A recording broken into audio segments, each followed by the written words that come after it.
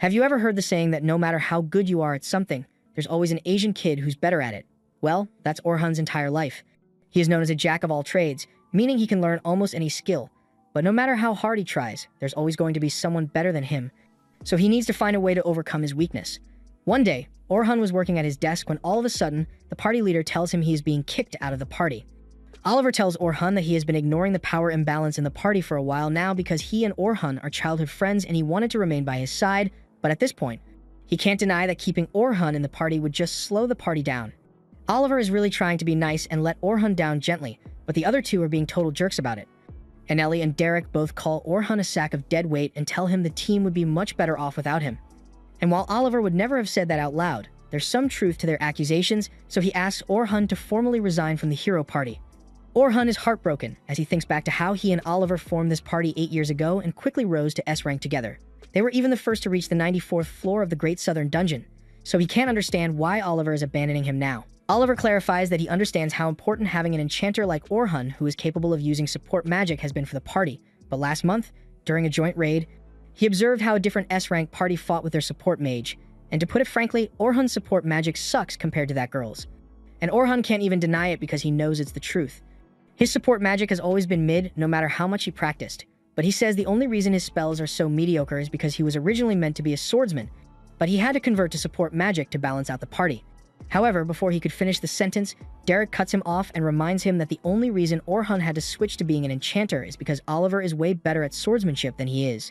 Orhan can both wield a sword and cast support magic, but all around he's pretty mid when it comes to his skill level, and as much as Oliver hates to do this to him, he says he has already found a replacement enchanter, so Orhan's help is no longer needed. He already knows the other two don't like him, but if Oliver is the one giving him the boot, then there truly is no reason to remain in this party. He gets up and starts walking towards the door, and as he is leaving, Ellie talks about how glad she is that he won't be here to boss them around anymore. She also tells him that he shouldn't feel too bad about himself because his skills are still good enough for him to make it as an A-rank adventurer, but an inferior fighter like him is not cut out to be part of an S-rank party anymore. Hearing that from her really stings, so he decides to go off on his own and tackle the southern dungeon to prove that he's not inferior. His sword skills may not be the best, but they are still strong enough for him to handle a group of goblins on his own, and since he can also use support spells, he is able to constantly buff himself with strength magic to make his fights a little easier. Getting the timing right is a bit tricky, but with enough practice, he will be able to cast spells effortlessly in the middle of combat, and no one will ever call him worthless again. After he's done goblin slaying for the day, he heads over to the teleportation crystal to register his card so he can come straight to the 7th floor next time. But while he's there, he sees another party running up to the crystal. He starts walking away because he would rather not get involved with a bunch of randoms, but as he is leaving, he hears the party members panicking because they were just ambushed by a group of orcs, and while desperately trying to escape, one of their party members was left behind. The leader tries to assure himself that leaving her behind was the right choice since they all would have died if they tried to fight. The others ask him if they should go back to save her, but the leader doesn't think that would be a good idea since they aren't strong enough to beat all those orcs. However, Orhan overhears this, and even though it's none of his business, he can't stand the thought of someone else being abandoned by their party, so he turns to the party leader and insults him for leaving a party member to die. One of the party members gets offended and tries to punch Orhan, yelling that he had no choice because he wasn't strong enough to save her. But Orhan flips him on his ass and calls him worthless before demanding to know where the girl was left behind. Meanwhile, elsewhere in the dungeon, the girl in question has been cornered by the orcs, and they are closing in on her fast. She tries putting up a barrier to keep herself safe, but there's still nowhere for her to run, and it's only a matter of time before the orcs smash through. Tears well up in her eyes as the orcs finally break through and her doom is almost guaranteed, but at the last second, a wind spell is cast in front of the orcs, pushing them back and buying time for Orhan to step in front of the girl to protect her. The girl is in shock because she wasn't expecting anyone to come save her, but before she gets a chance to speak to Orhan, the orcs begin their attack, so he runs out to intercept them. Sophia assumes he must be a swordsman, but to her surprise, she sees Orhan cast support magic on himself in the middle of the fight. Orhan then proceeds to slice one of the orcs in half, and to make things a little easier, he enchants his sword with sharpness 5 so he can deal with the rest of them. There are a lot more orcs here than he thought there would be, so he can see why the party was forced to run away, and he might owe them an apology later, but for someone of his skill level, this much is easy to handle. The remaining orcs all charge at him at once, so Orhan begins slicing through them one after the other, and Sophia is astonished because she has never seen anything like it before. Once he's done, Orhan turns to the girl and asks if she's okay, but she's so stunned that all she can do is fall to the ground and start bawling her eyes out. Orhan makes sure she's alright and helps her get out of the dungeon, and after that, he He starts walking away, but she calls out to him and says she would like to thank him properly for saving her, so she introduces herself as Sophia Claudel. Orhan recognized the Claudel family name, and he also spots the crest on her cloak, leaving now doubts about her identity. He introduces himself to her as well, and afterwards, Sophia offers to treat Orhan to dinner tonight as thanks for saving her. Orhan initially tries to decline, but Sophia is really insistent, so he eventually caves and agrees to go out with her. A little while later, she leads him over to one of her favorite restaurants, and though it isn't the fanciest place out there, she really likes the food here, so she thinks Orhan will like it as well.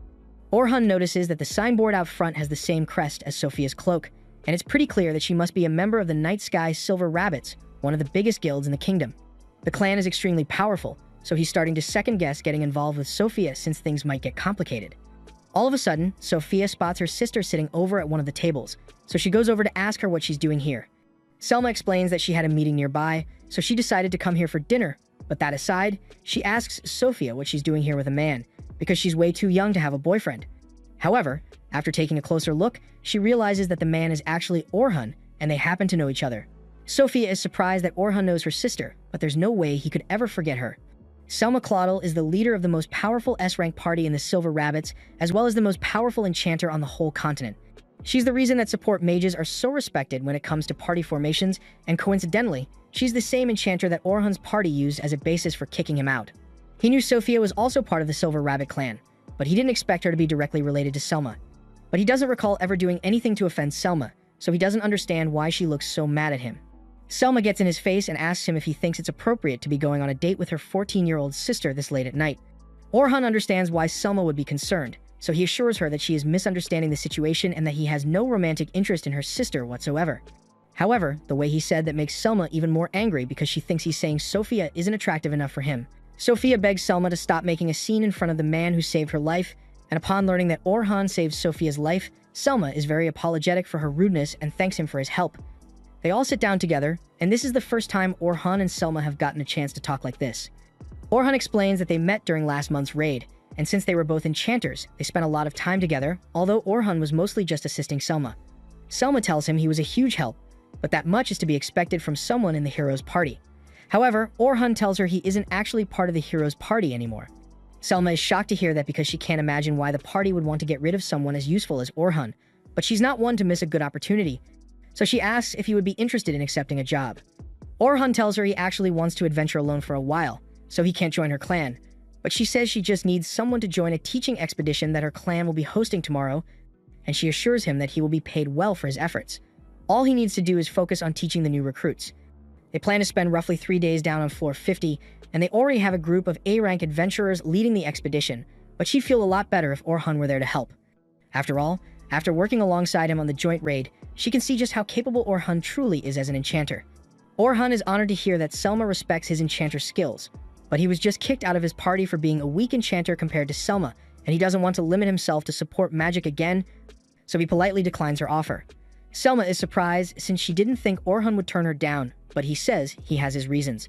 Selma doesn't intend to push the issue if he really doesn't want to do it, but Sophia begins pleading with him to reconsider because she would feel a lot safer on the expedition if Orhan were there. Orhan still doesn't want to relive his days as nothing but an enchanter, but seeing Sophia plead with him like that makes him reconsider, so he tells her he will think about it before he makes his decision. Selma is pleased to hear that Orhan is at least going to consider her offer, but to be clear, he informs her that he will only accept if he's allowed to fight with his sword because he doesn't want to be limited to just enchantments anymore. Selma can't believe what she just heard because she has never seen an enchanted switch to swordsmanship, and she honestly doubts that Orhan would be any good as a swordsman, but she figures that if things get really bad, he will probably just go back to using enchantments. She tells him that if he decides to join the expedition, then he should come to the Silver Rabbit HQ early tomorrow morning, and they go their separate ways for the night. Before Orhan heads home, he makes one final stop at a weapon shop, and he seems to be pretty close with the owner, which is why he came here to chat. The old man prepares a cup of tea for him and thanks Orhan for his help because business around here has been booming ever since he started recommending this place. However, that's kind of what Orhan wanted to talk to him about. He informs the old man that he was kicked out of the hero's party, so now no one will listen to him even if he does recommend the store, and he wants to apologize for not being able to help anymore. However, the man tells him he has nothing to apologize for. Whether Orhan is part of the hero's party or not, he's still the same person, and he has already done so much to help here, for which the man is very grateful. Orhan may not be a hero anymore, but he's still a hero at heart, So the man tells him he should live for himself from now on and help as many people as he wants to. The next morning, Orhan heads to the Silver Rabbit HQ and meets the president, Vince Breyer, and Vince has heard a lot about Orhan, so he says it's a pleasure to finally meet him. Orhan says he's going to need a few more details on the expedition before he decides whether to take part in it or not, so Vince asks Selma to fill him in on everything he needs to know. She explains that the expedition will be to the 51st floor, but they will only be heading up to the 21st floor on the first day, and then they'll slowly progress all the way down to the 51st floor after that. Before Orhan showed up, Selma met with Vince ahead of time so they could talk about how dumb it was for the hero party to kick Orhan out. They won't be anywhere near as strong as they used to be now that he's gone, because his support magic was hard carrying them through most battles. It's true that the potency of Orhan's support spells is lower than average, but his cast speed is top-notch, at least 4 times faster than Selma's. And on top of that, he was using multiple original spells at once, while also constantly analyzing the battlefield to decide the best move to make. Vince finds it hard to believe that someone so capable would be labeled as useless, but Selma assumes that Orhan was just so good at his job that the hero party didn't notice all his contributions to their success. Back to the present, Selma is done explaining the details of the expedition, and basically, there are going to be 10 different rookie parties with 5 escorts, including Orhan and Selma. For the most part, rookies are supposed to handle things on their own, but if something out of the ordinary happens, the escorts will step in to make sure nobody gets hurt. Orhan gets the gist of it so far, but he asks why they are only bringing 5 escorts. Normally, with such a short expedition schedule, you'd want to minimize risk as much as possible by hiring as many escorts as possible. Selma makes up an excuse and says she wouldn't want to make it too easy for the rookies, but Orhan knows that's not the real reason. They must have some secret objective they are trying to achieve, and there's no way they would tell Orhan about it since he's an outsider, so he decides to just drop the question and go along with it anyway. Vince thanks him for being so understanding, and as part of the deal, Orhan will receive 2 gold pieces in advance and 10 more upon successful completion of the mission. Orhan asks if they are sure about this, since what they are paying him is the equivalent of a year's worth of living expenses for a few days of work, but Selma tells him he's worth every penny to them. The next day, Orhan shows up early at the entrance of the dungeon as agreed, and once he gets there, he sees a bunch of the new adventurers preparing themselves nearby. A few moments later, Selma and Sofia arrive as well, and Sofia seems really happy to see Orhan. A little too happy if you ask Selma, so she reminds Orhan that Sofia is under 18 and he had better not try anything with her. That aside, Selma asks Orhan why he's standing so far away from the rest of the group, so he explains that he didn't want to make the recruits nervous by standing too close since they've never seen him before. He makes a good point, but the recruits are going to need to get to know Orhan sooner or later, so Sofia offers to introduce Orhan to everyone. First up, she takes him to meet the other 3 escorts, and they introduce themselves as Anthem, Bernard, and Kathy. Both Bernard and Anthem are defenders, while Kathy is a healer, but Orhan thinks this whole thing is a bit odd since he may be able to use his sword. But Selma didn't know that when she asked him to join, so that means she was planning to go in without a frontline attacker. The reason for this is that Selma got really desperate. After all, the Silver Rabbits haven't made any progress in the past year, so she wanted to achieve something as soon as possible, even if it is a little risky, but she's not going to admit that. To avoid getting questioned, she changes the subject and offers to introduce Orhan to the rookies next. She addresses all of the recruits and says she knows they must be nervous about going on their first dungeon dive all the way to the 51st floor, but she assures them that nothing is going to go wrong because she has enlisted a group of very powerful adventurers to help in case something goes wrong. She then introduces Orhan as the cornerstone of the operation and tells everyone that he has made it all the way down to the 94th floor before, so they can trust him to have their backs. The rookies are all amazed by Orhan's accomplishments, especially when they find out that he used to be a member of the hero party. But Orhan isn't used to this much attention, so he doesn't know how to react. Now that everyone has gotten familiar with Orhan, Selma tells them to finish their final equipment check before they head down into the dungeon. She then turns to Orhan and says she would like him to escort Group 10 because they are the most promising rookies of the bunch, so she thinks they could learn a lot from having Orhan as an example. He is then introduced to the special Group 10 that Selma talked about, and he finds out that Sofia is a member here, but he doesn't understand why there are only 3 members on this team when all the others have 4. Logan speaks up and confidently says it's because none of the other rookies can keep up with them, so they were grouped together instead. Logan introduces himself as the party's enchanter and says he will one day surpass Selma, and Orhan thinks it's good that he has ambition, but his attitude is a bit of a problem. Next up is Caroline, and she introduces herself as the party's defender, but Orhan is a bit confused because she doesn't seem to be wearing any armor or carrying a shield for that matter. Caroline explains that she doesn't use that stuff, and instead will just jump out of the way when monsters get too close. In her defense, dodge-type defenders are actually a thing. Her tactic would work, but Orhan warns her that being a dodge-type defender requires some Sekiro-level evasion skills, so it's difficult for beginners to pull off. He asks if any of the teachers warned her of the learning curve, and Logan mentions that Caroline was warned many times, but she never listened to the advice, and the two of them start fighting afterwards. Orhan now realizes what Selma meant when she said this group was special. But on the bright side, Sophia is here too. And she's the most normal student he could hope for since she won't be causing him any problems. A little while later, they all head into the dungeon together, and even though they were all causing a ruckus outside, in here, they are behaving really well. They are all glad to have Orhan around. But Caroline wonders why someone from the hero's party is joining their expedition since the Silver Rabbit clan is one of the hero party's rivals. Orhan clarifies that he isn't a member of the hero party anymore, and Caroline is shocked to hear this, so she asks him why.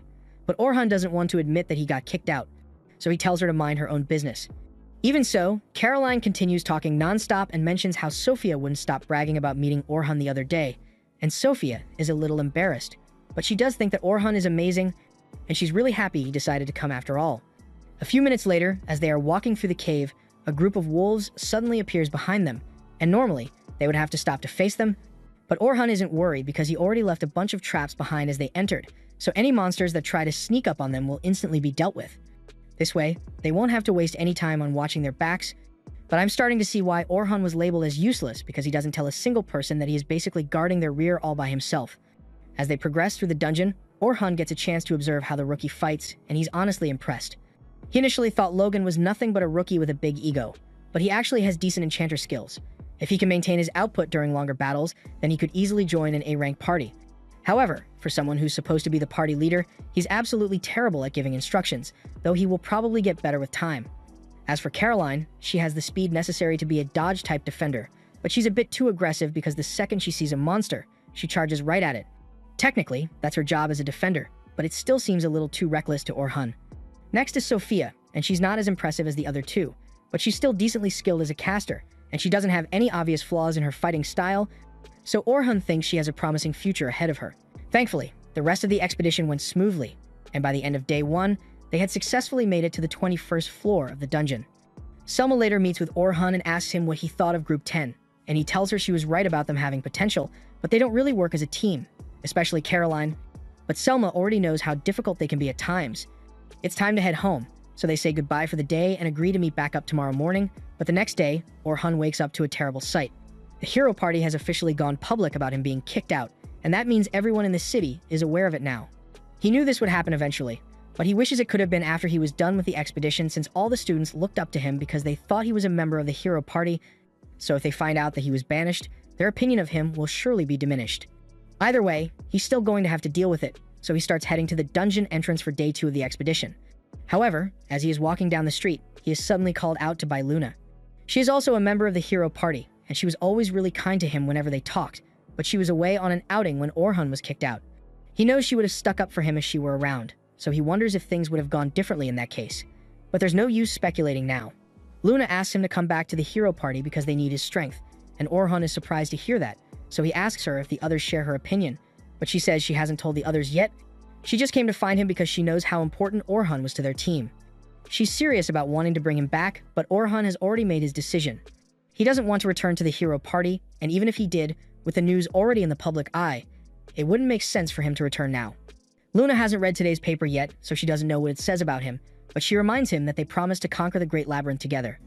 Mentioning that brings up a lot of painful memories for Orhan, so he pulls his hand away and says that he, Luna, and Oliver made that promise a long time ago, yet Oliver was the one who kicked him out, so it's never going to happen now.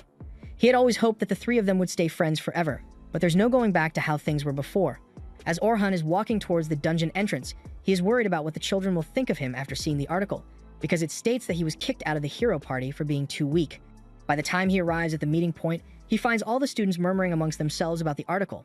They are wondering why Orhan didn't tell them that he was kicked out of the party, but before they could say anything to him, Selma arrives. She apologizes to Orhan because she hyped him up by saying he's a member of the hero party in front of the kids a lot yesterday without knowing he had been kicked out. Orhan tells her there's no need to apologize since it's kind of his fault for being vague about what happened. Either way, whether he was kicked out or not, it is still true that Orhan made it down to the 94th floor, and he did perfectly fine yesterday, so there's no reason for any of them to doubt his capabilities because of one silly article. Caroline and Sophia still have complete faith in Orhan's abilities, but Logan, on the other hand, doesn't seem so sure anymore. He asks Orhan if what the article says is true, and he confirms that it is more or less accurate. He was indeed kicked out of the hero party for being too weak, but weak is a relative term, so Orhan assures them that he is still more than capable of getting them down to the 51st floor safely. But while the others don't seem to have a problem with it, Logan is convinced that Orhan must be a bum. They head into the dungeon, and the plan is to make it to the 35th floor by the end of the day. As their supervisor, Orhan isn't allowed to actively help them until they reach the 31st floor, so until then, he just has to watch and be ready in case they mess up. But with how talented they are able to handle the lower floors without much trouble. Once they finally arrive at the 31st floor, Orhan takes over as the leader and stands as the vanguard, but all of a sudden, he tells everyone to stop because he can sense monsters up ahead. So they all get into battle positions and prepare to fight the goblins. He asks Caroline to go on the attack first, so she runs out immediately. But she got in a bit too over her head, so she might need a little help. Orhan is about to ask Logan to cast some buffs on her, but before he could even say anything, Logan has already begun casting because he doesn't think it's worth it to wait for Orhan's instructions. After all, if he's not a hero, then anyone could do what he does. Orhan can tell what Logan is thinking, but it doesn't bother him, so instead, he turns to Sophia and unfortunately, it looks like she is up against an orc. She's too scared to move since she still has trauma from nearly being killed in the dungeon, but Orhan doesn't intend to step in just yet. Logan thinks Orhan is a failure of a teacher for not saving Sophia when she's in trouble, so he's about to save her himself. But just then, he notices Orhan secretly cast an agility debuff on the orc to buy Sophia more time to compose herself. He then assures her that she is more than strong enough to handle a threat like this, because she isn't alone like last time she has Caroline, Logan, and him here to support her if anything goes wrong. And with the confidence boost she got from Orhan, Sophia is able to cast an advanced fire javelin to obliterate the orc. Orhan is surprised because he had no idea she was capable of using advanced magic, and Caroline thinks Sophia seems amazing for pulling off a move like that. Orhan congratulates Sophia on a job well done, but Logan is still in disbelief because the way Orhan handled that was exceptional. Especially the fact that he was able to cast an agility debuff instantly while hiding it, and it makes no sense that the hero party would kick Orhan out when he has these kinds of skills. So he has no idea what to believe. The group eventually makes it to the 35th floor, but there, they are confronted by a giant tarantula. Logan freaks out a little because he knows none of them are strong enough to handle that thing by themselves. He's about to suggest that they should retreat, but all of a sudden, Orhan tells him to cast agility, magic, and durability boosts on the others so they can attack. Logan thinks it's crazy to even consider attacking that thing, but Caroline has already run out onto the front lines to face it. He tries to chase after her, but Orhan tells him to wait, because as a supporter, he would be at a disadvantage if he went out in front. Orhan then calls out to Caroline and instructs her to jump over the spider so she can attack its back, and as she does so, she's able to get some really good hits in. The spider is now focused solely on her, so Orhan asks her to keep aggroing it, but to make sure she avoids touching its venom. Her agility is the only reason she is able to outpace the spider, so Orhan tells Logan to maintain the buff spell while Sophia casts her attack spell. Once Sophia is done casting, she launches several air slashes at the spider, severing 4 of its legs and causing it to crash to the ground. However, the battle isn't over yet. Orhan tells Logan to cast another strength and agility boost on Caroline. At first he doesn't understand why, but a moment later, the spider spits out some thread and starts pulling Caroline into its mouth. This is why Orhan asked Logan to cast the strength boost in advance to allow Caroline to break free on her own, but it turns out that she's still a little too weak even with the buff. So Orhan secretly casts a sharpness boost on her dagger, and the extra bit of cutting power is enough for Caroline to finally escape. After that, Orhan tells Sophia to hit the spider with a rock bullet to finish it off, and with that, the spider has finally been dealt with. Orhan congratulates everyone on a job well done, and after that, they all return to the surface. Tomorrow will be the final day of their expedition where they make the big push to the 51st floor, so Selma tells everyone to make sure they get plenty of rest tonight. As Orhan is leaving for the day, he is suddenly called out by 2 of the other supervisors. But they aren't here to cause any trouble, they just wanted to ask Orhan to grab some dinner with them. They seem like nice people, and he never really got a chance to talk to them during the expedition, so he agrees to join them and they all head to the tavern together. Meanwhile, Sophia, Caroline, and Logan are on a carriage heading home, but Logan has a lot on his mind after everything he saw Orhan do. He recalls Sophia mentioning that Orhan saved her from a group of orcs, so he asks her if she remembers the way Orhan fights. Sophia says she wasn't really paying attention, but she recalls that when he landed, there was a huge gust of wind, and after that, he casts some sort of enchantment on his sword before slicing through the orcs. Logan assumes the spell she is talking about must have been a sharpness enchantment, and those are difficult to pull off because they work on weapons instead of humans. On top of that, he finds it weird that Orhan was using a sword to attack when he is so skilled with magic. Sophia admits that she doesn't know why he does that either, but she does recall hearing something about him converting to an attacker recently. Logan was disappointed when he heard that Orhan had been banished from the hero party, and he also felt angry at him for betraying his expectations, but he was completely wrong. Not only did Orhan function as a perfect supporter, but he also used an agility debuff on an orc, which is way harder than you would think. Debuffs are completely different from regular buffs, and even Selma rarely uses them because they are so difficult to cast, yet Orhan was able to make it look easy. He was also able to perfectly analyze the battlefield and give orders precisely when needed, and was even able to predict the Tarantula's final attack ahead of time. He was much better than any enchanter Logan has seen before, so it makes no sense for him to switch to being an attacker. Caroline asks if Orhan is at least strong when he uses a sword, and Sophia confirms this because otherwise, he wouldn't have been able to take out the orcs that attacked her back then. Logan realizes that Orhan must be a genius for him to be so skilled at both magic and swordsmanship, so he knows he has no hope of outdoing him. But that doesn't mean he is going to give up. He swears to himself that he will do his best to learn whatever he can from Orhan and grow strong enough to match him in strength someday. Meanwhile, on Orhan's end, he and the others are currently having dinner together at the tavern, and they love how good the food here is. The others ask him what he used to do for fun in the hero party, but Orhan tells them he never really had much time to have fun since he was in charge of all the party's errands and busy work.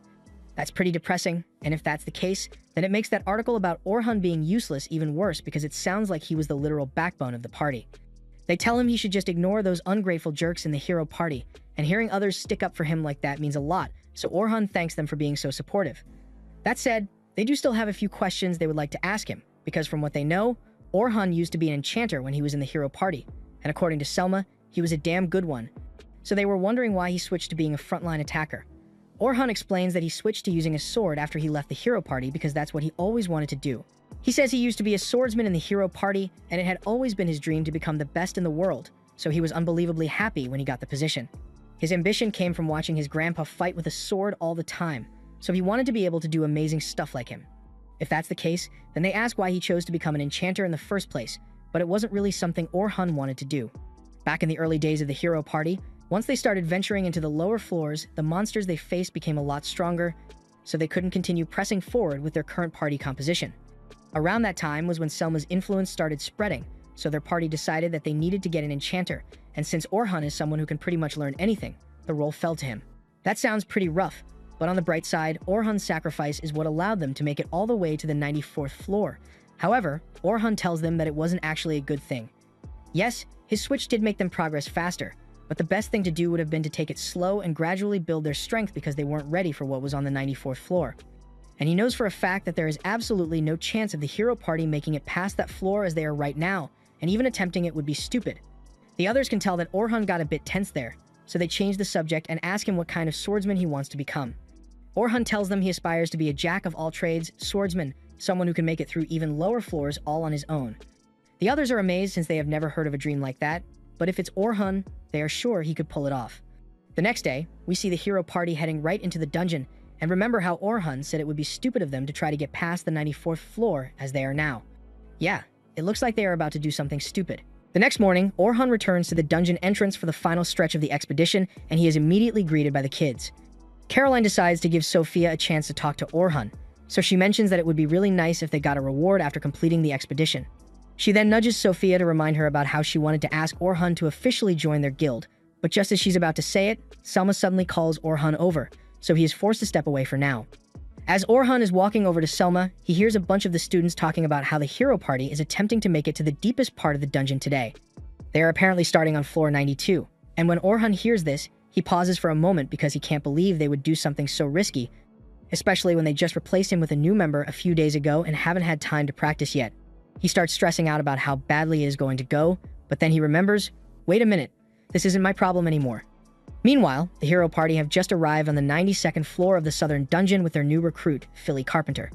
For some reason, they didn't bother testing their teamwork before this, but in their defense, Philly's application was stacked. 2 days ago, Philly was introduced to everyone, and she has apparently gone all the way down to the 100th floor of the western dungeon before, so naturally they assume that it should be easy for her to help them do the same in the southern dungeon. And Ellie and Derek are sure that Philly's support spells will be better than anything Orhan could possibly do, and they quickly start spiraling into how much they hated him. Derek and Anelli were especially annoyed since Orhan would never let them throw extravagant parties even though they've got tons of money in the party's bank account. And hearing them talk like that is already raising red flags for Philly, because those two sound like they would be broke by now if Orhan hadn't been managing their finances. Oliver cuts in and tells everyone to stop talking about Orhan because today is supposed to be about welcoming Philly to the party. Just then, Luna barged in because she had just found out about Orhan joining the Silver Rabbits expedition, so imagine her surprise when she found out that the others had already replaced Orhan without consulting her first. She asked them why Orhan is with the Silver Rabbits now, and both Derek and Anneli can barely believe that Orhan managed to join such a high-profile guild in just a few days. But it doesn't change anything because he's no longer a member of their party. At first, when Luna heard this, she thought Orhan had given up on carrying the party because they were holding him back, but Derek proudly states that they were the ones who kicked him out. Luna is at a loss for words because she hasn't heard of such a dumb decision since the Sissy and Kingsman drama. She reminds them that Orhan was literally the core of their party, and without him, they never would have gotten this far to begin with, but the others refuse to accept that. Derek says that no matter how highly Luna thinks of Orhan, he is always going to be a substandard loser of an enchanter, and besides, he's already gone, so there's no point in complaining about it now. Luna doesn't like it, but she knows there's no way she can convince Orhan to come back now, so she just grits her teeth and accepts that they've lost him. The others take Luna's silence to mean she finally agrees with them, so Oliver decides to go 2 for 2 on dumb decisions and announces that he wants to test out Philly's synergy with the party down on floor 92. And if that goes well, then they will move on to the 94th floor to beat their record. Luna immediately objects to the idea because she enjoys being alive. She tells Oliver that if he wants to test out Philly's capabilities so badly, then it would be better to do so on one of the lower floors like floor 30 for safety. But they all look at her like she just started speaking a foreign language. With how stupid these guys are, I'm surprised they lasted this long to begin with, and for some reason, they don't seem to grasp how dangerous it is to attempt to train a new team member on a floor that they barely beat last time. Derek and Anneli admit that it was a close call last time, but they are sure that Orhan is the only reason they had a tough time back then. So, with someone like Philly who's bound to be 1,000 times better, there should be no problems. Luna is still against this because there's a black dragon on that floor, and she doesn't want to be roasted alive. But Oliver tells her that they are doing this whether she likes it or not, and she isn't allowed to refuse. Not gonna lie, she probably should have quit right then, but she didn't want to give up on the party just yet, so she went along with it, and it's going just as bad as she thought it would. The party is currently up against a giant mammoth, which they would normally have no trouble defeating, but when they try to attack it, Oliver's sword does absolutely no damage. Derek can barely block any of the mammoth's attacks, and Anneli's fire magic might as well be a bunch of sparklers. None of them understands what's going on since they thought their attacks would get stronger now that they have Philly casting the buff spells, but it's the exact opposite. Philly can barely maintain her buffs on the party, and since she's completely preoccupied, she can't analyze the battlefield to give them instructions, so it's up to them to make decisions on their own. And if you've been paying attention to their track record, they are 0-3 for good decisions. Oliver's brain cells finally start functioning again as he realizes that he and the others in the party are actually way weaker than he thought, but he still doesn't understand why. This entire time, Luna has just been standing off to the side, watching the whole thing unfold, and she's about to explain where they went wrong now that reality has hit everyone, but all of a sudden, they all hear a terrifying roar as something approaches them, and it's the black dragon that Luna was worried about.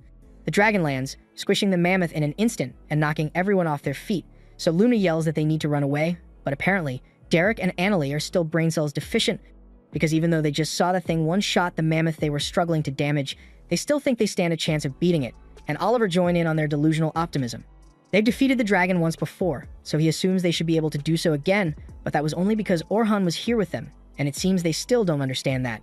Derek runs out in front to attempt to block one of the dragon's fireballs, but he did not know what he was signing up for, because immediately that fire hit, he was knocked to the floor like a piece of burnt toast.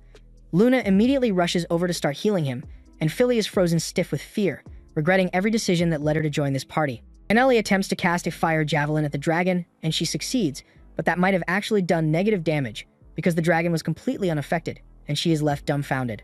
Thanks to her little flame attack, the dragon now has its eyes on her, so it launches a fireball at Anneli, and she tries to hide behind a rock for safety, but she still gets blown back several feet. Oliver is having a panic attack as he watches everything go wrong, so Luna yells at him to snap out of it because they all need to escape before it's too late. He finally snaps back to his senses and agrees that Luna is right, but they've got a bit of a problem on their hands because the dragon is charging up a fire blast, and both Derek and Anneli are still unconscious. Luna asks Oliver to buy her some time while she heals those two, so he calls over to Philly to snap her out of her daze and order her to cast as many buffs on him as possible. Philly does as instructed, so Oliver begins charging up his ultimate move. However, as Oliver's slash clashes with the dragon's fireball, it is completely negated, and he is sent flying back as well. Oliver falls into despair because if even his strongest attack couldn't damage the dragon, then what are they supposed to do? Luna is disappointed to see Oliver in such a weak-willed state, even though he is supposed to be the leader. But since things have come to this, she says their only option is to use the fickle gate they keep for emergencies. The fickle gate is a magic item that can forcefully create a connection between levels of the dungeon, allowing adventurers to travel from one floor to another instantly, but it is risky because you are teleported to another floor's boss room, and the floor number is completely random. Philly thinks it's too dangerous since the second they step through, they will have to fight the boss of another floor. But it's not like they stand any chance of beating the dragon if they stay, so they are going to have to use the gate and pray they get sent to one of the easier floors. Oliver activates the gate, and after picking up Derek and Anneli, they prepare to jump through. But at the last second, the dragon suddenly blocks their path with a wall of fire, and as it is charging towards them, it ends up going through the gate instead. After the dragon is gone, Derek breathes a sigh of relief because they won't have to deal with it anymore, but Luna yells that this is the worst thing that could have happened. Oliver soon realizes that this means the dragon must have been teleported to a random boss area in the dungeon, so it's entirely possible that a bunch of newbies are about to encounter a dragon because of them. Luna tells everyone that they need to get back to the guild and warn them so they can force teleport all the adventurers out as soon as possible. All guild cards come with a feature that allows them to forcibly transport registered members out of the dungeon in cases of emergency, so it's their best bet to make sure no one is hurt. Oliver is a little worried because they are bound to receive a ton of penalties from the guild for this mess, but making sure no one gets hurt is more important to him, so he prepares to head back to the guild right away. However, Luna reminds him that Anneli and Derek are still too weak to walk, so he is going to have to wait for her to finish healing then before they can leave. As Luna heals the two of them, she reminds Oliver that they are going to have to fight the dragon after they request the forced teleport, and when that happens, she needs him to swap Philly out with Orhun. Oliver wasn't expecting to hear that from her, and in truth, Luna hates the idea of making Orhun fix their mess after everything this party has put him through, but they've got no choice. She was interrupted before she could explain this earlier, but the reason everyone seems so weak now is because Orhun isn't here. She tells them that individually, none of them have gotten any weaker, but Oliver doesn't believe her because his divine slash couldn't even scratch the dragon. However, Luna explains that it was because of Oliver's own carelessness. The strength of a support spell depends on the caster, while the duration depends on the magic resistance of the recipient, and Oliver happens to have really high magic resistance, so Philly's spells only last around 1 minute for him before she needs to recast them. This was never a problem for Orhun since he was able to keep track of spell timings well. Oliver argues that Philly should be able to do the same since she has more talent as an enchanter than Orhun did, and Luna agrees that Orhun's innate talent as an enchanter was subpar. But that's exactly why he came up with several original spells to make up for his weaknesses. The others are completely shocked because this is the first time they are hearing of this, and a mage coming up with an original spell is extremely rare. Orhun's base enchantments are indeed weaker than average, but he was able to come up with an original spell that boosted his spell potency by 50 times. Philly finds that hard to believe since even Selma was only ever able to boost her spells by 10 times, but it's the truth. Oliver's divine slash works by gathering energy and releasing it all at once, and in theory, if he had spent more time gathering energy, he would have been able to do some damage to the dragon, but he got so used to Orhun's buffs, making the skill more efficient that he started putting in less effort, and the same goes with Anneli as well. She got so used to Orhun's buffs that she defaulted to only using mid-tier spells instead of advanced ones because they were easier to cast. On top of that, Orhun's spells also work on equipment as well, so all their attacks and defenses had become overwhelmingly reliant on Orhun's magic without them realizing it. All of their brain cells suddenly spring back to life as they finally realize how vital Orhun was to the party. But moments later, Oliver's intelligence takes a sharp nosedive as his ego takes over, and he convinces himself that his defeating the dragon once before had nothing to do with Orhun, even though we can clearly see Orhun carrying the team in the flashback. As for Orhun and the others, today is the last day of the expedition, so they will be starting out on the 36th floor and progressing until they make it to the 50th floor, after which they will all teleport out of the dungeon safely. It seems fairly straightforward, but for some reason, Orhun has a bad feeling about all of this. It's true that they are going to be facing monsters that the new recruits can't handle on their own, but with all the supervisors, including him, actively participating, it should be doable. Yet he is getting a terrible feeling from the dungeon today, and he can't put his finger on it. He continues trying to think of a possible reason, but he then gets distracted by the kids calling out to him out of excitement, and against his better judgment, he decides to brush aside his worries for now. Caroline keeps asking Orhun for tips to improve her fighting skills since she wants to kill as many monsters as possible, but Orhun tells her that there's a limit to how much she can do while she's still a newbie. He reminds her that her job as a defender is to protect the party, so she shouldn't be too focused on charging ahead all the time, but she says it's no fun that way. Logan chimes in and tells Caroline to be grateful for Orhun's advice since even Albert used to say the same thing. But hearing that name catches Orhun's attention since Albert Sensible was the famous ace adventurer of the Silver Rabbit Guild. He died last year while facing the Black Dragon on floor 92, and Caroline seems to know quite a bit about it because Albert apparently died protecting one of his teammates, even though that was the defender's job, and she doesn't want to let something like that happen to her team, which is why she is always running out ahead of the others. Orhun can tell by the look in her eyes that there's some deep-seated trauma there, and he's not getting paid to be a therapist, so he just pretends he didn't see that and tries to move on. But just then, Sophia speaks up and asks Orhun if there are any tips he can give her since she wants to know what she should improve on, and Logan also asks for some advice as well. A little while later, they've all made their way into the dungeon, and while they are taking a break, Selma walks up to Orhan to mention that she thinks it's nice how much the kids have warmed up to him recently.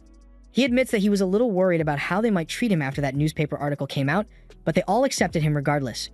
Selma recalls hearing Orhan and the kids talking about Albert earlier, so she talks about how devastating his loss was for the Silver Rabbits. After that, Orhan and the heroes' party went on to defeat the Black Dragon, but it was unbelievably difficult, so Orhan knew Albert didn't die because he was weak. It was just an unfortunate set of events. Selma goes on to talk about how hard it has been to find someone capable enough to replace the hole in the guild that Albert left behind, and Orhan knows she's trying to use this as an opportunity to recruit him, but he's not interested. He tells her that one party doesn't need two enchanters, and Selma understands that, but since Orhan said he's switching to swordsmanship, she still thinks he would be a valuable asset to the team. After that, the mission officially starts and everyone is briefed on the plan before they head out. Orhan and the others get assigned to Group 10, so they are at the very end of the formation, but that just means they are seen as the most promising members of the group. Sophia is a little nervous since they are practically on their own back here, but Orhan says this is a necessary experience since with how complicated a dungeon's layout can be, they are going to need to learn how to navigate it on their own in case they get split up from the rest of the group. Logan agrees with Orhan, but Caroline still doesn't like the idea of potentially getting lost down here. Orhan says that's why it's important to spend time gathering information for the dungeon dive in advance, especially with maps of the dungeon layout so you don't get caught off guard by any surprises. In that case, Caroline asks Orhan to share some of his information with them since he has gone further into the dungeon than the rest of them combined, and they'd like to learn a bit about the deepest floors of the dungeon. Orhan sees no harm in talking about it, so he tells the kids that the lower floors officially start around floor 76, and the floors from there are usually ice or snow themed. As for the deepest floors, those don't start until you get to floor 91, but he barely has a chance to actually explain anything about the floor because the others keep interrupting him with questions over and over. Meanwhile, back on the surface, Luna arrives at the Adventurers Guild with the rest of the hero party, and she immediately asks to meet with the guild master because she has something important to tell him. One of the receptionists, Eleanor, informs Luna that the guild master is currently in a meeting, so she's going to have to wait a while if she wants to meet with him, but Luna frantically tells her there's no time because they need to force teleport everyone out of the dungeon immediately. Back in the dungeon, the group continues traveling through the dungeon, but they're all starting to get the feeling that something is wrong here. For one, they haven't seen even a single monster in a while, and with a room this big, there should have been a ton of them. Logan asks Orhan if this is what it's usually like on floor 40, but he has never seen anything like this before. It's almost as if the monsters are all scared of something, but he has no idea what it could be. Caroline is starting to get frustrated since she really wants to fight something, and as luck would have it, there happens to be a lone goblin nearby, so she immediately charges at it. Orhan tries to warn her to stop because that goblin is strong enough to one-tap her, but Caroline completely ignores him. So Orhan is forced to save her and debuffs the goblin in order to buy her enough time to take it out. Caroline then cheerfully announces that she has defeated the goblin, but the others tell her that what she just did was extremely reckless. At first, she doesn't care, but then they point out that if Orhan hadn't been here, she could have gotten herself into danger, and then Sophia and Logan would have been forced to go save her, so she would be putting her party's safety at risk. Caroline realizes that she was wrong and apologizes for her mistake, but as long as she is more careful in the future, Orhan isn't going to hold it against her. In fact, since Caroline loves fighting monsters so much even though she's a defender, Orhan offers to teach her a special technique called active defense. Caroline gets all excited and asks him to explain more about it, so Orhan tells her that it's a method of drawing your enemy's attacks to keep them busy while the rest of your party prepares a counterattack. Every living thing has to physically prepare before launching an attack, but if you can interrupt that preparation, then you can effectively stun-lock your enemy for a short time. But to do this, you need to be able to study your opponent's attack patterns and strike just before they unleash their Ada. Caroline thinks that sounds like a really cool way to defeat monsters, but Orhan reminds her that the goal isn't to defeat the monsters. Her goal should be to simply stall them from attacking until her teammates are ready, and Caroline says she understands. Meanwhile, up on the surface, the guild master is meeting with the hero party, but he has no idea what was so important that they had to call him out so suddenly. Luna speaks up and tells him that they need to force teleport everyone out of the dungeon right now, but the guild master is hesitant to comply since teleportation on that scale costs an enormous amount of mana, so they can't do it unless it's a serious emergency. But the situation can't get much more serious than it already is. Luna explains that the Black Dragon managed to travel through her fickle gate and is currently on a random floor in the dungeon. If nothing is done, someone will end up running into it sooner or later, so they need to act quickly. However, according to the rules, the guild master still needs to hold a discussion before activating the forced teleport. Meanwhile, back in the dungeon, Logan asks Orhan to teach him how to use debuff spells, but Orhan doesn't think that would be a good idea considering how difficult it is to master.